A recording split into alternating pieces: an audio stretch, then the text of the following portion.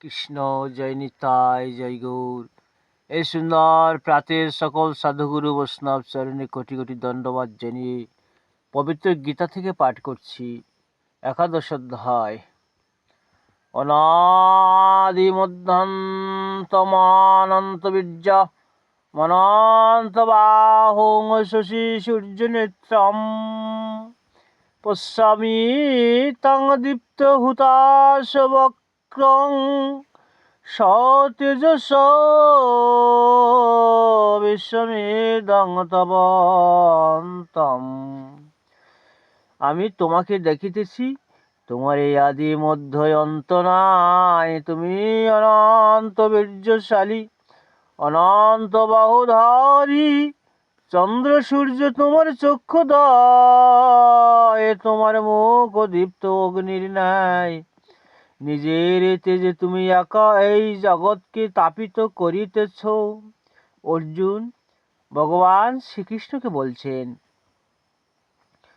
আর দেবা পৃথিবীরিদমন্তরাঙ্গি ব্যপ্তাং তয়কেন দিশার্চ সর্বাঃ দৃষ্টাদ্ভুতং রূপমুগ্রহং তবেদাং লোকত্রয় প্রবেথিতং মহাত্মন।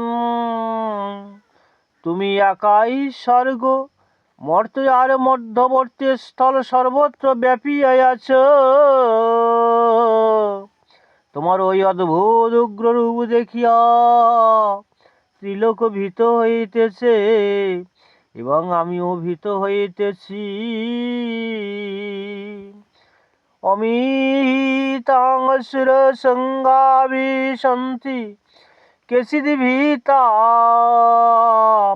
প্রাঞ্জলায় গৃণন্তি স্বস্তি তুক্ত মহর্ষি সিদ্ধ সংঘা স্তবন্তি তাং স্তুতিভিঃ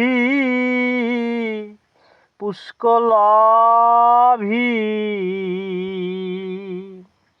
ওই সকল দেবতারা তোমাতে লয় পাইতেছে। কেহ কেহ ভীত হইয়া করজোড়ে তোমার স্তব করিতেছে, আর মহর্ষি ও সিদ্ধগণ স্তুতিপাঠ করিয়া তোমার স্তব করিতেছে। হরি বল। সর্বোপনিষদ গাবদগ্ধ গোপাল নন্দন পার্থ সুধীর ভক্ত বৎস গীতামৃত মহাৎ শান্তি শান্তি শান্তি।